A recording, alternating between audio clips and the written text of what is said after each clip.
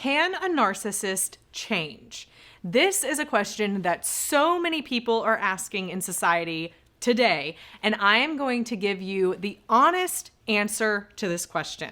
But first, let me introduce myself. My name is Kimberly Holmes. I'm the CEO at Marriage Helper. I also have been trained and started my master's in marriage and family therapy, have my master's in psychology, and currently working on my doctorate degree in psychology as well. And the only reason I'm telling you that is to show that I have some credibility in talking about narcissists and what we'll get into with narcissistic personality disorder.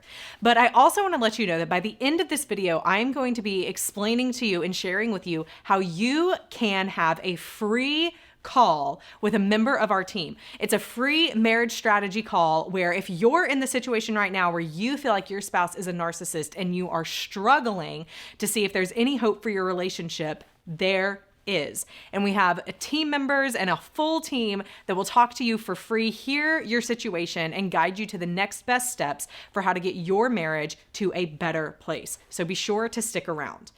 Now, when we talk about narcissism, this is a word that is very pregnant in definition. What I mean by that is it has multiple different definitions and ways that you could think about this word, because it's the same word that people use for lay terminology, so to say. And what I mean by that is the word narcissist is used like the word he's an angry person, or that person is so self-centered, or a prideful person. However, the word is also used as a definition and in the title of an actual mental personality disorder. However, the two words are very different. It's similar to the word bipolar, whereas bipolar is actually a clinical definition for a mood disorder that has very high levels of mania, very low levels of depression, that people either need medication, therapy, or a combination of the two to actually be able to manage their life and be able to live on a day-to-day basis. It's an actual disorder, compared to when people in general society use the word, oh, they're so bipolar, when they're really just referring to someone who's kind of moody. One day they're super excited, or maybe very irritable, which is up there with that manic part of it. But they're talking about someone who one day is very excited, happy, outgoing, and the next day is super down in the dumps. That's not actually diagnosed as bipolar, as the mood disorder. It's just a word that's being used to describe the way that someone is. It's the same with narcissism. So yes, there is narcissistic personality disorder, NPD for short, and it is in the DSM. The DSM is the Diagnostic and Statistical Manual of Mental Disorders, which any trained and licensed therapist or psychologist or counselor would use if they have the actual ability to diagnose someone, because not every therapist or counselor does. That's a total side note. What you really need to know is that it is an actual personality disorder, yes. However, it has either 9 or 13 qualifications in order for someone to even qualify to be considered as narcissistic personality disorder. And even then, it is less than 1% of the population. Way different than the way that culture and society is using the word narcissist today. I have another YouTube video that I've done in the past called Married to a Narcissist, which you can watch after this video that will give you even more information if you want to know all about that. But the real question you're asking here is, can a narcissist change? So we're going to take out that segment of people that is the less than 1% of the population who actually struggles with narcissistic personality disorder and put them to the side, because the majority of situations are not going to fall into that category. And instead, we're going to focus over here on the word narcissism.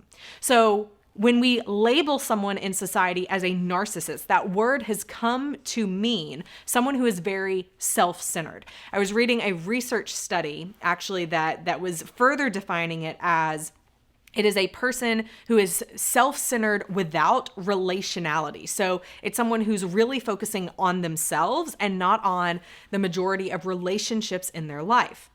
Here's the other incredible thing about narcissism, even narcissistic personality disorder, which almost didn't even make it into the DSM-V because many of the psychologists and researchers said it's so common among so many people.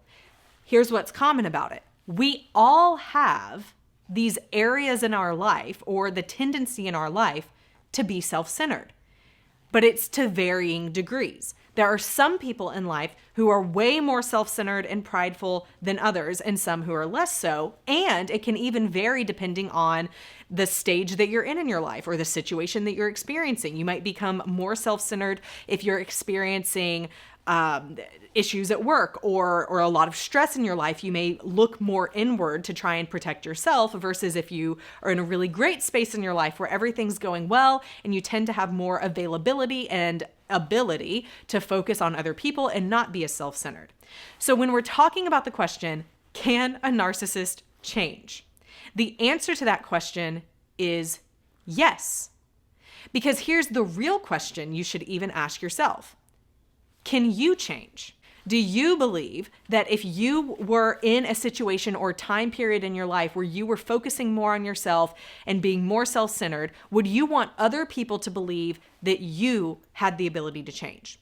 And I think all of us would say yes to that. If I'm going through a hard time in my life where work is stressful, the kids are demanding, my marriage isn't going so well, and because I'm trying to protect myself, because mentally that's where my mind goes, if I become more self-centered and begin to do things like I'm focusing on just investing more in myself, having more time to myself, doing things that make me happy. I'm not saying that's the right thing to do, but because of that stress, if it then is creating more of a tendency in myself to turn inward, would I want the people in my life to believe I could change? Here's the thing. There's another psychological principle here called the self-fulfilling prophecy. And it doesn't just have to do with how I think about myself. But if my husband were to see me in that kind of situation where life is stressful and I'm being selfish because of the crazy things happening, again, this isn't justification for acting that way, but if my husband looked at me in that time and decided to label me as a narcissist, how does that help me?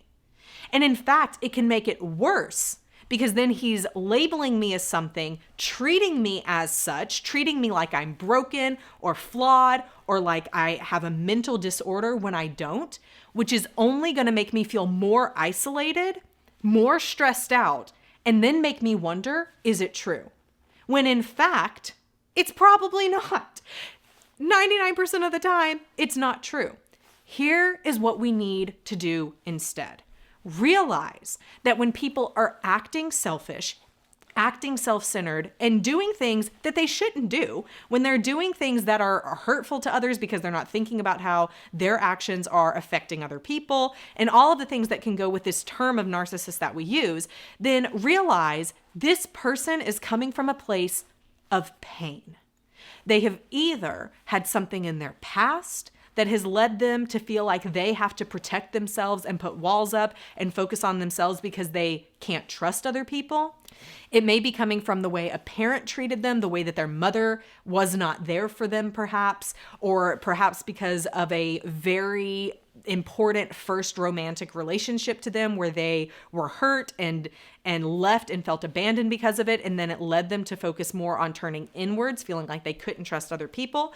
Or maybe it's because of what is currently going on in that person's life that is adding to this stress level and forcing that person, because of their defense mechanisms and the way that they handle stress, to turn inward. But that doesn't make them a narcissist. It makes them a broken human who needs someone to show them empathy and compassion. That's what it is. Now, can that person change? The question then becomes, can a person come out of that time in their life where they feel like they have to be self-centered because they can't trust anyone or depend on anyone else? And the answer is yes. But here's what has to happen in order for that to happen. The person going through that hard time, the person that you're labeling as the narcissist, needs to see that you love them, that you care for them, that you're going to be there for them.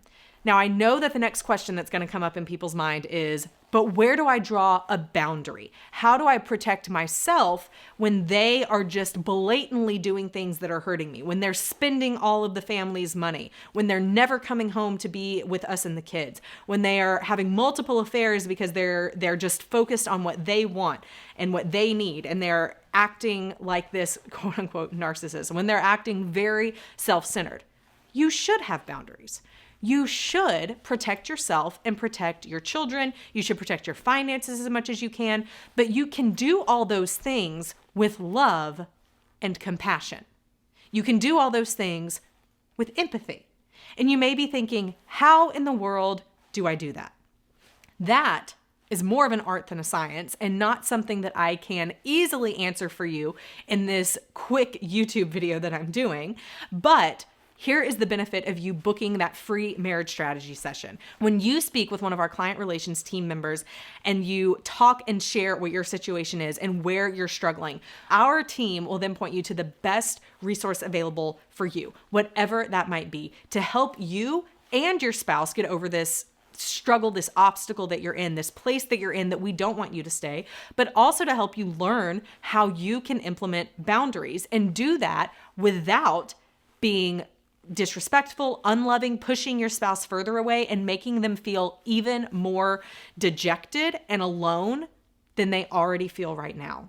One thing that makes incredibly successful and satisfying relationships and marriages that stay committed long-term and are happier and stronger than ever is the ability to empathize.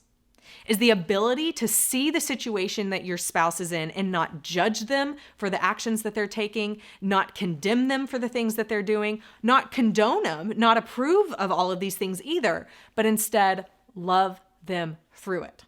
It is possible to not agree with something that your husband or wife is doing and love them at the same time. Those two things don't have to contradict each other. And this is what we get wrong in society all the time. We feel like if someone is doing something that we don't approve of, we need to cancel them, or we need to stop talking to them, or disassociate with them, or judge them, or label them. And that is only leading to the destruction of relationships. And so, my encouragement to you is to see that when people are struggling with these feelings of self-centeredness and selfishness, it is not coming most of the time from the fact that this is an evil person. It's coming from the fact that this is a broken person who is looking for connection and doesn't know how to ask for it, who is looking for compassion and doesn't know how to receive it. And the only thing that is going to help them get out of this and change and help to become a different person is for someone to show them and treat them like they're lovable. To not label them, to not judge them, but to love them through it. We can teach you how to do that at Marriage Helper. Click the link and schedule that free call with someone on our team. We will listen to your situation. We will point you to the best resource that we have that can help you to save your marriage and make it stronger than ever before.